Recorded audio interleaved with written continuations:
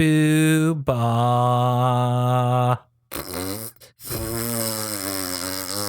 Boohbah.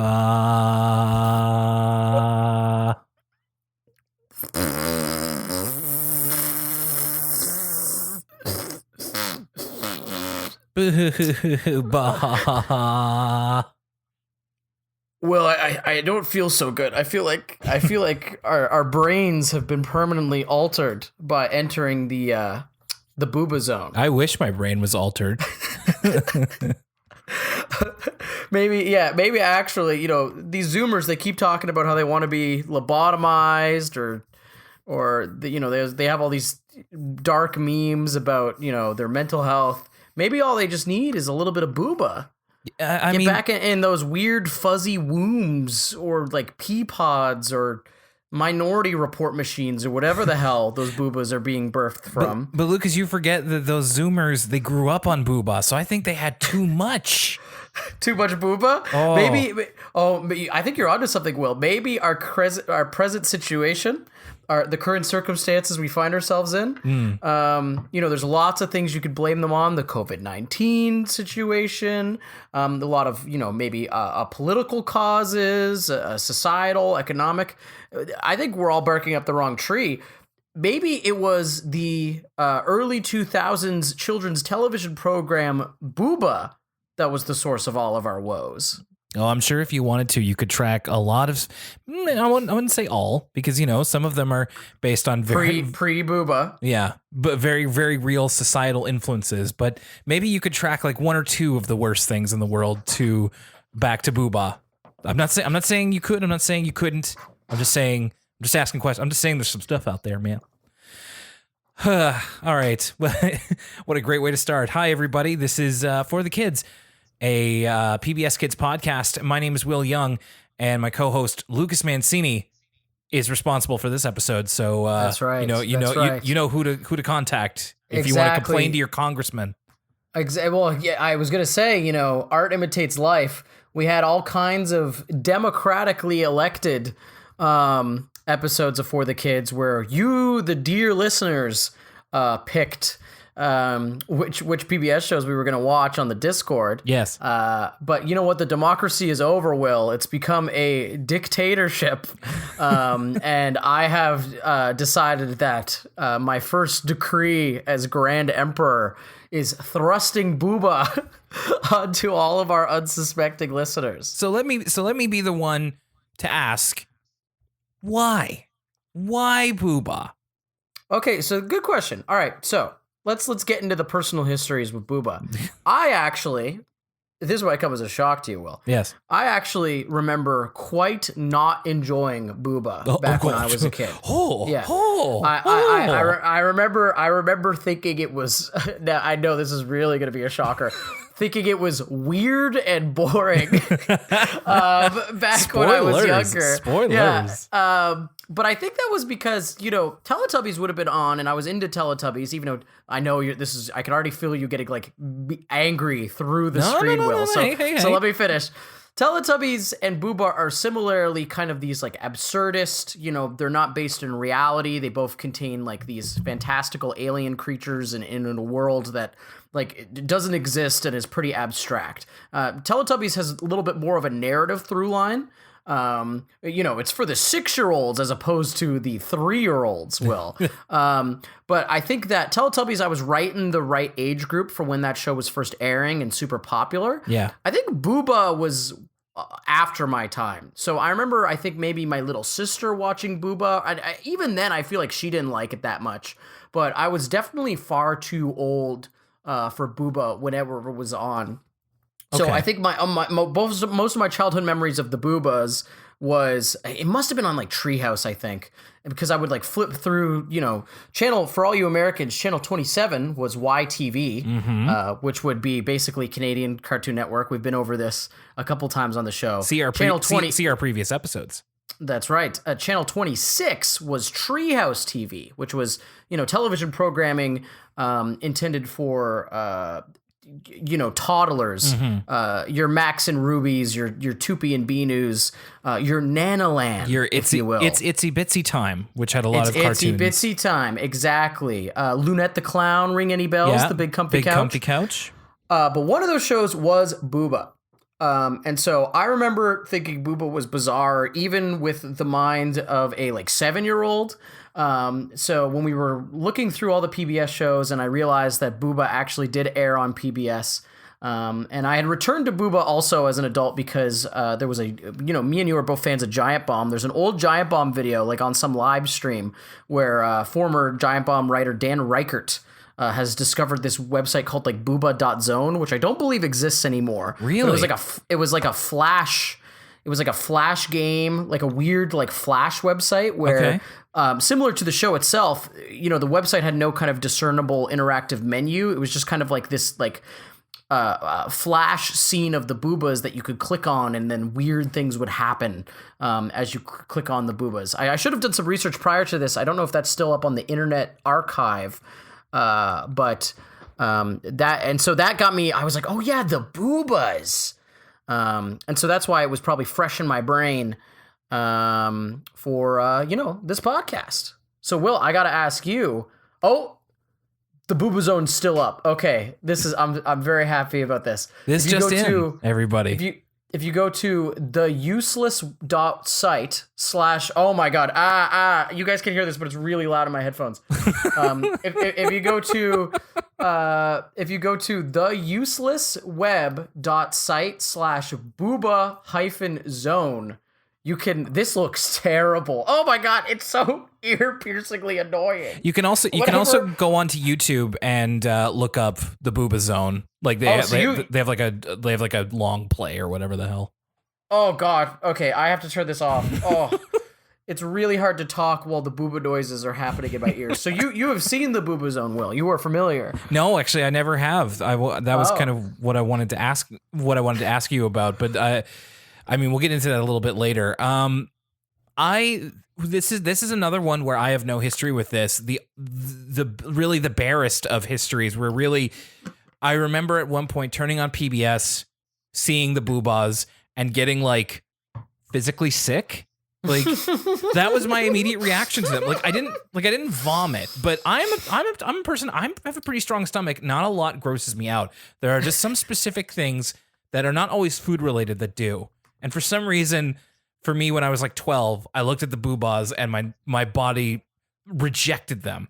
For whatever reason. So speaking of your body rejecting things, Will, I just had a crazy epiphany. Yes. The Boohbahs kind of look like the coronavirus. You think so? Yeah, they're like big fuzzy balls. Yeah. Maybe, there's that turquoise one, and if you just put a couple of red dots on them, then maybe they're in lungs. Who knows what's going on here? Maybe we should have listened to the Boohbahs all along, and we would have been. I'm watching the start of the episode again. Okay, we got to get into it. This is so crazy. All right. This is one of those ones where, I know some people listen to the show without watching the episode, and you listen to us kind of recount, this is what episode 1 of Sagwa is about. So much of this is visual that I highly recommend any listeners, if you so have the inclination to, look up this episode of Boohbah, because it's on YouTube. It's from the official Boohbah YouTube account. Mm-hmm. Wildbrain, Halifax-based studio Wildbrain. Oh my goodness! Oh, so wait. So you're gonna tell me the history of Boohbah? That I did not know that Haligonian's own Boohbah will. I think it's more of a rights thing. We've talked about Wild Brain a couple of times on For the Kids, so I think that's where the rights for it lie, at least for, it seems, distribution over YouTube, and probably for North American rights for it as well. So, I mean, speaking of the history, we've done a couple recently that have been like really involving. Like for our last episode where we talked about Shining Time Station, I had to look up the history of Thomas the Tank Engine and then the history of the show itself, and there was a whole lot of research to do. It took me like a good morning.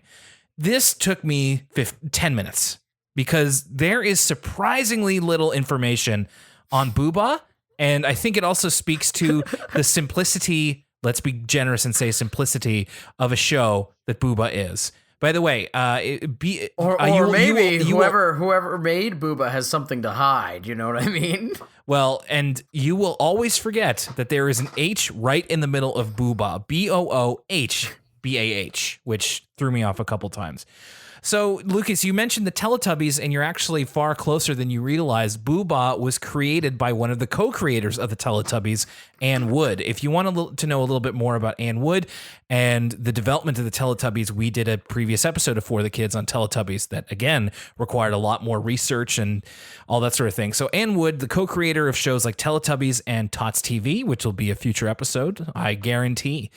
And the show itself was produced by Ragdoll Productions, which is behind Teletubbies. Tots TV, In the Night Garden is another one, a little bit of one of their newer ones, and they just do a lot of children's productions. And the word Boohbah actually, according to IMDb, means doll in the Hebrew language. So that's where that comes from, allegedly. So Boohbah was something that came on the heels of Teletubbies, and this wasn't a hard piece of information I found anywhere, but it is clearly an attempt by the people who made Teletubbies to make Teletubbies 2. And it aired from April 2003 to August 2006, so it didn't have a huge run. It was, of course, on PBS Kids, and you're right, Lucas, it was on Treehouse TV in Canada, as well as Nick Jr., I believe, also played Boohbah, if you had that when you were younger.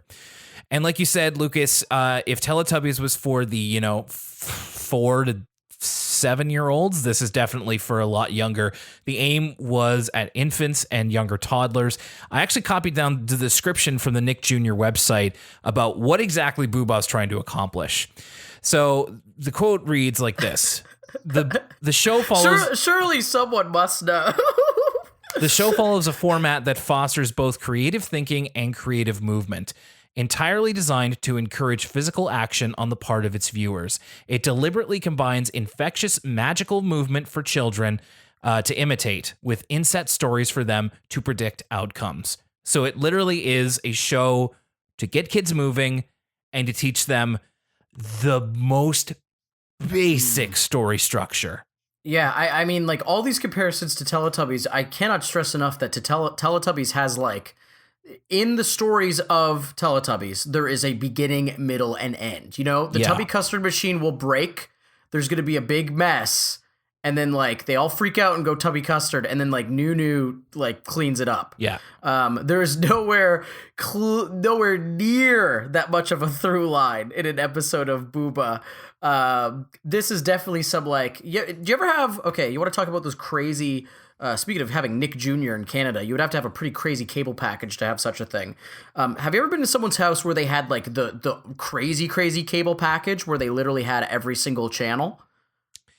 I'm not. I mean, probably, but what are you getting at? So, well, once you have one of those crazy, in Canada at least, if you had one of those packages that had all the channels, I'm talking about like thousands of TV channels, eventually, like channel 889 and channel 888 were like the channel for dogs and the channel for babies. Okay. And the channel for dogs is like live streams of a park or like footage of like birds eating from a bird feeder. Sure. And the channel for babies was all stuff like this, where it's like super surreal, super abstract, very much simply trying to like stimulate the baby at the most like physical level, as opposed to any sort of narrative through line or structure. There's whatsoever. another show that's on right now that does that exact same thing. Oh God, it's going to drive me crazy. But exactly what you're talking about. It really is just sights and sounds for babies to recognize. Yeah, like the channel for babies was like there'd be a glass table with like a bunch of colored sand on it, and people would like trace their finger through the sand and like not even like draw anything. They would just like make shit, and that's like the level of programming you find on the channel for babies. Yeah, and so I would say Boohbah is about one notch up from that. But I will also say this. I will also say this. I have friends who, are in the Halifax filmmaking community. I've gone to some short film screenings in my time, and I've also seen many art piece short subject, art piece short subject, or someone making a piece of art with video as the medium. Yeah. That has about as much going on as this Boohbah episode. And have like this Boohbah episode legitimately like reminded me of someone's abstract short film that I had to sit through while I was waiting for my friend's film to start. You know what else it reminds me of, and this kind of just came to me. It's the Love Ducks, like the Arthur in universe show, The Love Ducks, where it's like in the episode they did on that, it was clearly meant to be an analog of the Teletubbies, but the Love Ducks and Boohbah are actually far closer, because in the Love Ducks, there's no narrative whatsoever. It's just ducks quacking musically, and then a series of colors, and that's what Boohbah is. It's except replace the quacking with like children making noise. By the way, okay. I just texted my wife. The show that I'm thinking of is Cocomelon. Cocomelon is another one that apparently little babies and toddlers love.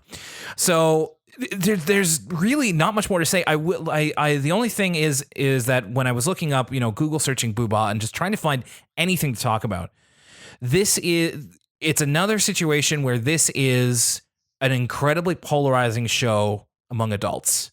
Because there's continuing our Caillou conversation from Elwood City Limits last week. Our Caillou conversation, and when you Google something, and on the sidebar, sometimes depending on what it is, you can get, if it's like a TV show or like a shopping center or something, you can get like a rating out of 5 depending on what people think of it. And Boohbah cycles from a lot of 1s to a lot of 5s. So some parents love it and some parents cannot stand it. So to go along with the kind of polarizing reaction we had at the very top of this podcast episode. And then that's kind of it. Like Boohbah is one of those ones where it just kind of seemed to fill its purpose, and it didn't catch on like the Teletubbies did, and then they just kind of went on to do something else, I guess. So as Lucas said earlier, this is a heavily visual show. So I would really recommend that you go onto YouTube. The episode we're watching is the first episode of the first season, because there's no narrative, so who cares? And it's called Skipping Rope, and it's on the Boohbah Wild Brain YouTube channel, and it aired April 14th, 2003. This is where I would normally have information about the composer of the theme song to the show, but I got nothing. And so if this it's is what I'll even say, really a song to begin with. This is what I'll say about the Boohbah theme song. Yes. Such as it is. Such as it is. It is just someone saying Boohbah over and over again. But can we talk about a child's voice? A child's voice. I was taken aback by how visually crazy this thing looks. Okay, so So all this like Y2K art and all this like, if you things like 100 gex and like literally follow me on this one. No, no, you're not wrong. You're not wrong. Everybody's getting way into like this like digital art, like Adobe After Effects, mixed media, like mixing live action with, intentionally kind of basic CGI and all these different aesthetics. With age, the Boohbah intro looks absolutely insane. Like all I could think about, and you could actually continue with the entire episode, was all I could think about was last year during the throngs of coronavirus. ECL fans who follow me on Twitter might recognize this. My friend put on, or actually former ECL guest Alex Moore put on a virtual rave called Domer's Eve. Yes. Where a bunch of our friends put together DJ sets, but because it was online, instead of like footage of them DJing, there was like a visual that went along with everybody's set, right? So some people had clips from anime, but some people were really, really creative with it, right? So some people had like stuff where like they took rally races and they distorted the video so it looked all crazy and weird, or they took like sideshows and made them look all crazy, and then along with like some really like kind of heavy music, they really recontextualized whichever they picked to be their visual. And a lot of people were doing like intentionally bizarre, like rudimentary 3D art. There's a really famous psytrance YouTube video that my friends always reference that has all this bizarre like rudimentary 3D imagery. And all I could think about this whole time was how great this episode of Boohbah would be as like a rave visual, and how like this opening sequence, like if you were to put some like super like heavy happy hardcore behind it, how like insane and kind of like cool as an art thing this would look. Because I'm looking at it right now and it's like this mix of like these kids are like dancing with this orb, and like the background is fake, but also there's like real photography, but also like CGI mountains, and it's like this real photography layered on this CGI space. Right. And the whole thing looks absolutely insane. It looks truly unlike anything I've ever seen. Well, these kids are in a desert. These people are like crawling around in a desert, and there's like this orb. I mean, the visuals in this show are very THC friendly, and I kept thinking that. Like, I was like, true. Like the next time that I get high, whenever that is, it's just like this is guaranteed gonna be happening. Like, I can't wait to see like what this is, because you don't have to worry about following anything. It's like, who cares? It's so rudimentary and simple. And yeah, I don't think I'll be able to describe the visuals more comprehensively than you did. So I'll just say that it's a weird combination of a CGI that right now that is very rudimentary, but at the time I'm sure didn't look too bad. It's not quite like vaporwave quality, but it's like the next step up. But yeah, it's like vaporwave adjacent. And like, I totally agree with you. I can't wait to kind of spring this on someone. Like, I can't wait to next time I'm like out in a cabin somewhere, getting up to some business. I can't wait for people to be like, oh, I'm bored. What am I going to put on? And I'll be like, oh, I got something to put on the TV, you guys. Have you seen Boohbah episode 1, Skipping Rope? And then the theme song itself is just kind of like children saying the word Boohbah to a beat. It's kind of sounds like a YouTube poop at points. Okay, so that's something else I really noticed about this show as a whole, is something that gives it this really strange, almost like sinister, not quite Lynchian. I feel like we overuse Lynchian for things that are weird. It's not weird in a Lynchian way. I will say, though, since you just briefly, since you brought it up, if you put a Boohbah episode in black and white and like slowed the audio down, it would feel a little bit like David Lynch's short films that he made in college. Well, so what it reminds me of is, like, there's a lot of points in Boohbah where it's not even just the music that's weird, it's the absence of music that's weird. Right. Like, parts of this episode are, like, very, very strangely silent. Similar to what you said, where it's, like, it's either, like, a kid chanting Boohbah or someone making, like, fart noises with their mouth. Mm-hmm. And, like, the lack of music makes the whole thing, like, instead of, like, you could put, like, happy music behind this bizarre imagery and it would seem like, oh, it's just like a kid show. But the fact that there's no music at points makes it seem like very sinister. Like it's like a MK Ultra mind control thing, brainwashing my kid. You know what I mean? Okay. I don't know if I quite got that impression, but I think it's clear that you were paying a little closer attention than I was. I think this kind of maybe captured your imagination in a way that it didn't me. But I think that speaks to I think you're able to kind of think outside the box a lot better than I am. So I'm glad for that, because I also just watched it for the first time, and I'm as we're talking about it, I'm watching it again, and I'm like, oh yeah, I forgot about the part where they like all hatch out of their pods and then start spinning around. It's so crazy looking. It looks so wild. Yeah. So the idea is that somewhere in this initially I had the note that they're like existing in some manner of jump space, but this is, according to Wikipedia, the place where the Boohbahs live is called the Boo Zone, not the Boohbah Zone, but the Boo Zone. So this is where they live in like this kind of. It's sorry to bring up David Lynch again. Again, I'm not great at thinking out the box. I'm just like, oh, it's weird, David Lynch.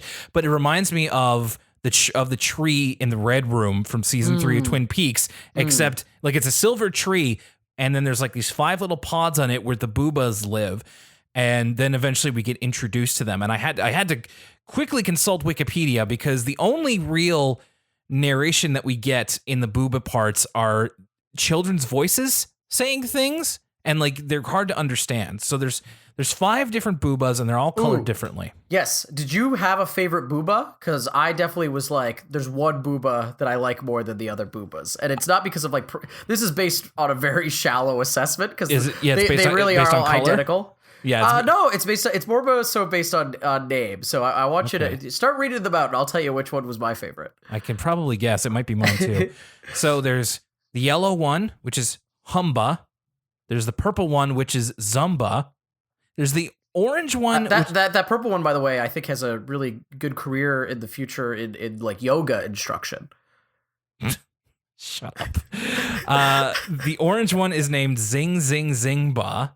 Which was my favorite, by the way. I like Zing Zing Zingba the most. It's just like, okay, so is Zing Zing Zingba the favorite because they get like the longest name or something? I don't know. Do you know what I wonder if it's a reference to? This is like such a crazy through line, but like, you know how like the ghosts from Pac-Man have names? And they're like Inky, Pinky, Blinky, and Clyde? Yes. And Clyde's the only one with like a different sounding name, and he's orange. You know what I mean? Well, this is I'm trying to grasp for anything here. You know, I think my initial error was thinking about it at all. So I'll just continue. There's a blue one named Jumba, and then a pink one named Jimba.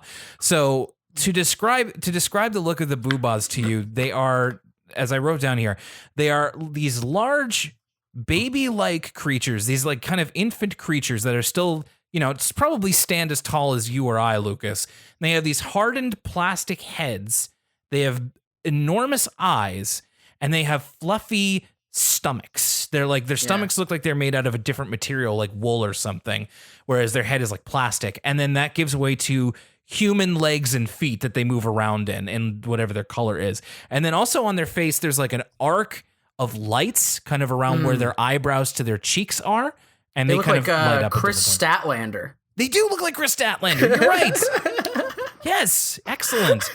And so it's really hard to kind of describe accurately. You would have to take a look at it because it's like they've got the hard head, they've got like the whooshy kind of stomach, and they have human legs.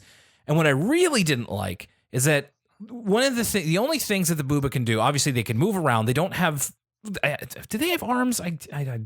Oh yeah, they got arms. Okay, so they have arms. So they move around and kind of dance and that kind of stuff. And the other kind of big motion that they do is that their eyes move. And that's kind of like the only emotion that they can show. That's right. They don't really have mouths. No. And because the connection of the head to the body is like, it's almost like a turtleneck. Like they're kind of up to their mouths in what looks like a turtleneck. And then later on when they go to sleep. They have the same body shape as like Fat Man from Metal Gear Solid 2. Yes. Not too far off. And every time they move their eyes, there's this weird high-pitched rattling to like emphasize the movement. I really don't like it. Like I'm really sorry to put this image in your head, but like to me it was like, oh, it sounds like a baby being strangled or something, just like a child's neck being contorted, and I don't like it. Maybe that's where the Boohbahs come from. They were like some sort of human child sacrifice.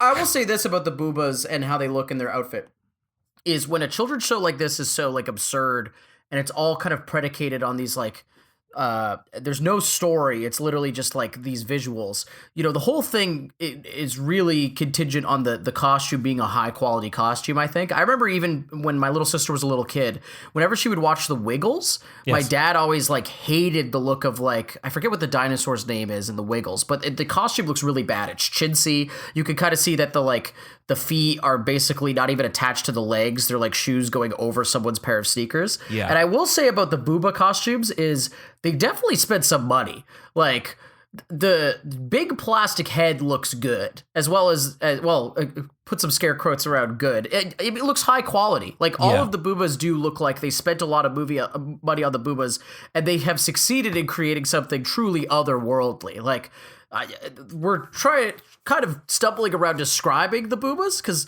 the Boohbahs don't really look like anything I've ever seen before or since, right? They're kind of completely original unto themselves. And I do appreciate from a costume design perspective how difficult it is to do that and do it well. for better or worse, they immediately grab your attention. So there's nothing else. There's nothing else, like you said, that looks like them. But I do think it's a double-edged sword in that, you know, they've succeeded so well in making something look so alien and crazy. And this is, I think, contributes to some of the parent reaction to the show, is that the Boohbahs are so kind of out there looking that it makes them a little bit harder to kind of, for lack of a better term, like empathize with. Or connect to. Like, even the Teletubbies, who look like weird aliens with TVs in their chests, have like kind of a human face. Yes, they're still humanoid enough. Yeah, whereas the Boohbahs, you know, are totally alien. They don't have mouths. They don't have facial features. So that might be contributing to in part why the show is so unique, and also why the show does not work with a certain amount of the population. Here is a note that I guarantee you didn't see coming. So this made me so glad I looked this up, because I looked up the 5 performers in the Boohbah suits don't have like Wikipedia pages or anything. So I looked them up on IMDb, and mostly it's like, yeah, they did this and like one other thing, except for the blue Boohbah, the turquoise Boohbah, whose name is Jumba. And Jumba is played by the actor whose name is Philip Maurice Hayes, who also did a vocal appearance in 2 episodes of Yvonne of the Yukon. Oh man, this is our for the kids white whale. We can't escape Yvonne. It all Which comes is weird back because to Yvonne of the Yukon was never on PBS Kids. I don't like. It just kind of came out of nowhere. If you and you are all on the Discord because you subscribe to the Patreon, let us know, especially if you're American. Do you guys know what we're talking about when we talk about Yvonne of the Yukon? Like, it's so weird. That's so crazy, Will, that this show has an Yvonne of the Yukon connection. My word. It also has a connection. That same voice actor played Hack in Reboot, one of Megabyte's goons. So I thought that was interesting too. He's like a long tenured like voice actor since the 1990s, and then also just did the physical actions for this Boohbah, according to IMDb. So the first thing, oh my god, this is doing its work, and I don't even have any THC in my system. I'm just watching this episode again, like while we're talking, and I forgot about the part where they go from being dancing in this like featureless white room to like the footage gets all sped up, and then they're dancing like really fast, and then the screen gets all like rainbow, and they're just like vibrating at a high frequency. This is, again, I can't wait to spring this on someone. I can't wait to force someone to watch this. It's so insane. You would have to. That's how you would have to do it. So the main action from the Boohbahs here, a child's voice commands them to basically, like, it's not even say, like I said here, a child's voice commands them to do toe touches, but really the voice is just like, Boohbah, and then they just start doing it. And another connection to the Teletubbies. So when we watch the Teletubbies, we notice that whenever they sit down, they have a different noise. Whenever the Boohbahs kind of do a dramatic movement, they like have a fart noise. Yeah, okay, and I will agree. There's a lot of like blowing and fart noises, like a lot of like making noises with your fart adjacent noises with your mouth in this show. And I think this is also kind of like watching this in the era of coronavirus thing, but like it was really grossing me out. Like all of the mouth fart noises is really kind of nasty, because especially like I think that noise is extra repulsive to me now, because I just think of like someone like spitting on me, or like it's a lot of like yeah. And I'm sorry to do that, dear listeners, to you, but it's extra gross now, I feel like, in a post-corona world. So from this segment, we get there was a point in this episode where like I genuinely didn't know what was happening or where it was going. Oh, yeah. Which is when they're summoning the present. when we cut to these 3 children, these 3 boys who are moving what looks to be a giant gift, like a giant wrapped gift. It almost looks like a Christmas present. They move it into the center of this room, and then, like you said, they start blowing on it, and it starts to like glow in this pillar of white light. It's very ritualistic. Yeah. And what happens is it makes a present for the story people, who I'm guessing are the middle part of every Boohbah episode. Kind of like the real world segments of Teletubbies, where these are real people, and they're all like characters, so we get to see them all at one point. So this was the first part of this episode was again a nonstop roller coaster of like surprises from start to finish, but this is the first part that literally made me gasp, which was they blow on this object to make the present for the story people, and then when the story people show up and it's just like a real life, they're just like grandpa, and I'm like, oh god, grandpa's caught in the Boohbah geyser. Like it's just it was very it all of a sudden turned like very Adult Swim, where here's this like very like dressed like a guy from a stock image grandpa, but he's actually like not old enough to be a grandpa. It's like a guy who kind of looks younger that they've done up to be like a grandpa with makeup. And he's just like comes out of this portal. Oh, I'm watching it again now. It looks so insane. It looks so weird. It's like grandpa, and it's these like PNGs of these random people like getting sucked out of this weird portal and then back into the portal. They look like they're in WarioWare or something. Yeah, it's bizarre. So yeah, the story people are just basically archetypes of people, like Lucas mentioned. So there's Grandmama, Grandpapa, Mrs. Lady, Mr. Man, brother and sister. There's Auntie and little dog Fido. So they all at some point play into what the real world segment is. So this one is brother and sister. They're in a sunny field, and sister starts skipping rope around brother, and she does this for like, I'm gonna say, I want to try not to exaggerate. I think it's like a full minute of screen time, just skipping around brother with a skip rope with music for, I'd say, a full minute, if not more. I'll say that this live action segment is where it actually does start to get a little Lynchian for me, because you said with music, but this is also where you most notice like the gaps in music, and there isn't music as they just do the activity. And also it keeps cutting back to this kind of like wide shot of this. I think what unsettles me about this whole sequence is how this is supposed to be the real world, but it's also just as realistic as the Boohbah Zone. So we have this like grass that's like been like so perfectly mowed. It's probably not real grass. It just looks like AstroTurf. And then there's these like in focus mountains in the background. And I think that like you could accept all the crazy Boohbah stuff because it's all so absurd and also like abstract. But now that we have these like real world elements, the whole thing starts to feel like sinister to me. I feel like it's literally that we keep cutting back to this wide shot, and usually in media, especially like horror media, when you have like a static wide shot like this with like all this detail in it, your eyes like looking around like what's gonna change, and you start to have this like anticipation. It's like that one shot from Exorcist 3 of the hallway in the hospital, and it's this like long wide shot, and as the wide shot goes on, you start to freak out more and more because you're like, what's gonna pop up? Something's gonna pop up, and like, even though if I didn't know this was a kid show and this was like some random YouTube video someone sent me, I would be like freaking out during this part because you're like, what is like, is like some creature gonna come out of the woods? Like this whole thing is very now I'm starting to say, okay, this is legit, because if you put some like low hubs over this footage, slow it down, put it in black and white, it would be pretty spooky. Yeah.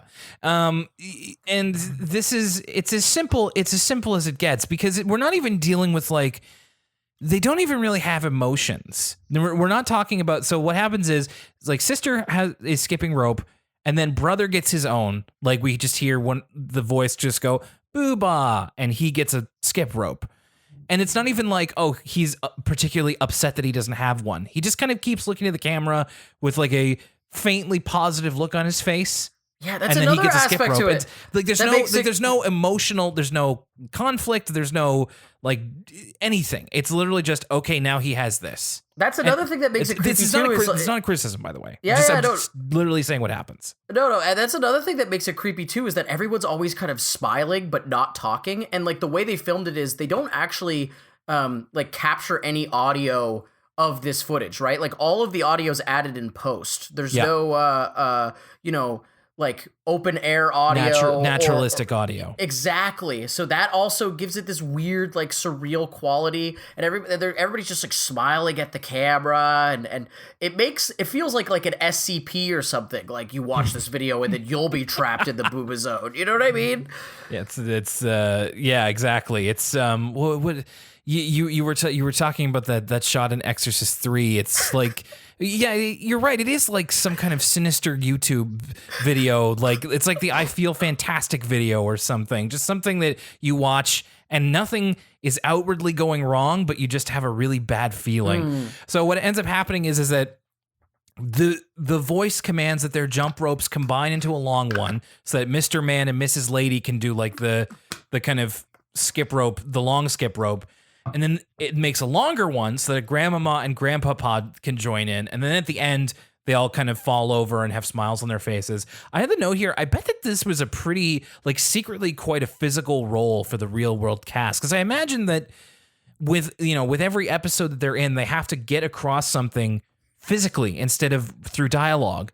And so they're jumping rope, they're falling down, and da-da-da. And these are like the grandma and the grandpa are like older people. So I'm just like, wow, they must have really signed up to do some like really physical acting. Ooh, I'll also say, speaking of physicality, something that actually, again, I had a moment I actually gasped is when I forget who's the first person to come in addition to brother and sister. Is it Mr. Man? It's Mr. Man. But the way Mr. Man enters the frame is he just comes out from the bottom, like he just pops up, and I literally went like, like I was like, like actually legitimately startled by the appearance of Mr. Man. This I just want to quickly mention that these parts have a human narrator to kind of illustrate what's happening. So this is like the only kind of narration we get. This is where I would talk about who the actor is, but I won't. They are not good. He is not a good person, and I do not want to go any further into it. If you really want to look it up, you can find him through the Boohbah Wikipedia page. He's a very particular type of criminal, and I'll say no more about that. So that's why I don't want to talk about that. Okay. I wanted to see, Lucas, if you had any thoughts on what they were wearing, any fit checks. Yeah, everybody's dressed awful. Everybody looks terrible. The one thing that I was going to point out is that Brother's look is the most dated of all of them. Everybody just basically looks like they're in like a stock photo, like very bright pastels, very nondescript bright pastel clothing, lots of capris. But Brother is dressed like he's in like a 2000, like he looks like he's in like what is that band called? Save the Day? Like he looks like he's in like Saves the Day, yeah. Saves the Day. Yeah, he's like not in a Blink-182, like not Blink-182, but a Blink-182 like cover band, adjacent band. Exactly. That's like how Brother's rocking like the long cargo shorts, and yeah, the cargo shorts were a choice. And yeah, it is Saves the Day. I was thinking of, by the way, through being cool. Anyway, but yeah, that's the Brother's look is actually quite dated, and actually you could tell this is like an early 2000s show, just by the way he looks like he's dressed to do punk jumps. But everybody else is just kind of wearing like stock image clothing. Okay. So that's what that part of the story people part of the episode generally gets up to. We go back to the Boohbahs, and basically they just continue to dance in a musical fashion, like as if they're kind of like doing different notes, kind of as they'll kind of jump up and down and simulate a musical note. So just kind of more of essentially what they were doing. And then the end of the episode is pretty short. Like it's just a straight up 20 minutes, not 22, it's not 25, it's just 20 minutes.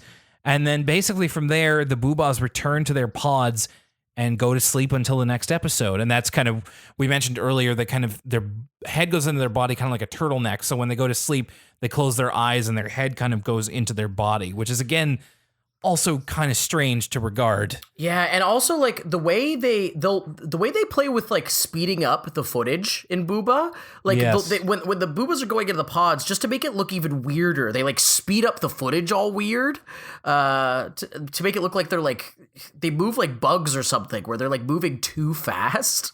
Yeah. Yeah. And that's it, Will. They get back in the pod and we say goodnight to the Boohbahs. Boohbah, like what? Boohbah is both their name, a magic word, and like also exposition in points. So it's a very versatile term. Well, Lucas, it seems that you got a bit more out of Boohbah than I did. I'm gonna I'll say now what I thought of Boohbah as an adult, because I was actually I was interested to watch this one because a lot of shows we've watched, you know, it's for a different audience, right? And a lot of these kids shows, I remember being really disappointed by Wishbone, by how kind of young it was. Or there's some of these shows where you go back to them and you're like, oh, like as an adult, these are pretty hard to watch, just because they're intended for such a young audience. It's not that the show's bad, but it's just simply not for me. And I was kind of expecting something like that with Boohbah. I thought, like, I remember we were watching Teletubbies and they showed the same footage twice in a row. And I don't think I've never ever been more incensed than on that podcast. And so I was going in to Boohbah with those expectations. I mostly wanted to watch this troll you. But then upon rewatching it, it was so much more insane looking than I remembered it being. Like, I think with time I had like softened how crazy it looks in my head, but this truly does look like nothing else I've ever seen before on kids television. And so the whole time I was like, as boring as it is, and let me tell you, it's pretty boring. The Boohbahs simply dance, and then there's this like extended 7 to 8 minute jump rope sequence that I'll admit, Will, I started to skip through after Mr. Band showed up. Totally. Why wouldn't you? From what we do with this podcast, which is go back and look at these shows and talk of them. And from an educational perspective, I'm not saying I ever want to watch this again. I was fascinated from start to finish by the Boohbah Zone. I was pretty, it had captured my attention and it really held on to it because I just couldn't believe what I was seeing the whole time. So I guess I guess this is me recommending the Boohbah Zone. I don't know. I'm not to show your kid or anything. I think it might give them like mental health issues, but perhaps like if you ever want to scare your high friends, I think we have the video for you. The only way that I would ever personally revisit Boohbah would be not in my right mind. So that's kind of my take on this. This has no redeeming value as an adult. This is like, there's no reason. There isn't no reason to watch this. I'll say this. This is absolutely better than those abstract short films I had to watch in front of my friends. Like this is not going to mean anything to any of the listeners, but some of these short films were like, it was like the exact same sequence we were seeing with the Boohbahs of like people playing with like a jump rope and stuff, but it was just like kids who cuff their pants. And it was similarly as absurd and drawn out and boring. At least the Boohbahs have like the Boohbahs in it. So I was like, this is officially better and I think has more artistic value and merit than that short film I watched. So I'll give the Boohbah Zone that. Anyway, sorry, Will, I just had to get that off my chest. That's all right. Yes. I want to walk that back. There's not, the only reason to really watch this as an adult is to view it on a sensory level, which is how it's meant to be taken anyway by very young children. So I think that there is merit to that. Me personally, I'm not looking to really have that kind of experience unless I'm, like I said, not in my right mind. Right. So I was obviously in my right mind because I was taking notes, and it was not a particularly enjoyable way to experience this. I mean, I think that these types of shows definitely have their place. There is better ones though, and I mean, we'll eventually talk about these. But like a show like Yo Gabba Gabba is leagues ahead of, like, as an adult, Yo Gabba Gabba is very, very watchable. I mean, I suppose, but it is also hard to kind of impose a sort of quality on this sort of thing. Like you said, the ideas are interesting. The costumes on the Boohbahs, at least, are of a certain quality. It doesn't come across to me as like trash. It's not like they're just putting any old crap up on the screen for your kids to watch. There's clearly some manner of intent behind this, and I can appreciate that, especially considering the fact that, you know, I haven't been a baby for almost 30 years. So I don't know like what a toddler feels when they're looking at Boohbah. So maybe they feel comforted, maybe they feel like stimulated in their brain or whatever. I don't know. But like I guess if my kids started watching Boohbah, I wouldn't feel awful about it because it was nice to kind of read what the intention was behind it. The intention was to get kids moving and to introduce them to like the most base idea of story structure possible. And it's like, okay, you know, it serves its purpose and it's kind of meant to be disposable in a way. There's no story. There's no reason to go back to Boohbah realistically for anything. It's not like, you know, we're going back to Arthur and finding, you know, things that we still like about it. It's just like, no, Boohbah's for when you're a baby and then you grow out of it. So it must be tough to make that kind of media knowing that there is kind of a shelf life to it. So in that way, I appreciate what they did. I don't think I'll ever watch it again, but I don't hate it. Like, there's nothing here to hate. Like, I don't even really feel any way about it. It's just like, it sure did exist in front of me for 20 minutes. So I guess I'm glad that I kind of at least got to sit down and figure out what it was all about. And I guess I'm a bit too, perhaps I'm a bit too straight-laced to really get anything more psychedelic out of it. But for anybody who operates on a different wavelength from me, maybe you'll get a little bit more out of it. I started the episode over again, and I forgot that they could fly. Yeah, that's how they get from place to place. You got to be able to fly. It's so crazy. Well, and I'm also pleasantly surprised. I really thought that I was fearing that maybe we wouldn't get past the 30-minute mark in this episode before we're like, yeah, whatever. But clearly, one of us had one of our brains were stimulated by this. So I was gonna say, maybe I'm just more of a baby than you. Who knows? But I will say this: yeah, we managed to talk. Pat ourselves on the back. We managed to talk for coming up on 50 minutes of Boohbah talk. So thank you for those Patreon dollars, dear listeners. Yes, thank you very much. And to you, this is what we give in return. Thank you very much, everybody, for listening to this episode of For the Kids, and we do appreciate your input as always. If you have any memories of Boohbah, if you have any feelings on it, either as a child or as an adult, we'd love to hear from you. Hello to our new patrons as well. And now it's going to be time for you to participate in the democratic process. But this upcoming For the Kids poll is going to be a little bit different. So what we've done for the For the Kids schedule, as most of you know, are I pick one, Lucas picks one, which is this episode, and then we have a poll for the next one for you guys to pick one. And we've done a couple of them so far, and now we're coming up to our third poll, our third audience poll. And usually it's 4 different shows, but this time I'm putting it down to 2, and I'll explain why. We have 2 options here, and the poll is going to be going up on Sunday on the Patreon, and you will have a full week to vote in it before we do the next episode of For the Kids. The first option is going to be one that has been on every poll and has been consistently had strong numbers, but just not strong enough to put it to number 1, and that's Word Girl. And Lucas and I have no ties to Word Girl at all, so we are really curious to find out what exactly is going on with that show. And then the second one, in light of recent events, I feel like there's a lot that we could say about our second choice, which is Caillou. So we, as we talked about in the last episode of Elwood City Limits, Caillou has been canceled by PBS, and it won't be airing on there at some point in the near future. So it actually has a pretty long history. There's a lot to say about it. You want to talk about a show that's polarizing, Caillou. So if you want us to kind of talk about it and give you a full picture of it from start to end, we can do that too. But we want to know where to go from here. Do you want to hear us talk about Word Girl, or do you want to hear us talk about Caillou for the next episode of For the Kids? I will make sure to put a reminder in the Discord when the voting opens, but you will be able to vote starting on Sunday. And we look forward to seeing which one you decide on for us. This is like really a situation where it's like, how much do the listeners want to punish us 2 weeks in a row? And if you think we deserve it, I mean, I think you know which option to pick. Although I will say that I at least have a bit of history with Caillou. So who knows? Maybe we'll find something there that we never realized was there all along. Who knows? You're going to have to be the one to tell us on the next episode of For the Kids. Lucas, I know that you yourself intended this pick to hurt me, but I am glad that you kind of went outside the box and we got to talk about one of the weirder, the stranger aspects of PBS Kids throughout the years. No, it was a fun trip down memory lane, and I'm excited to see.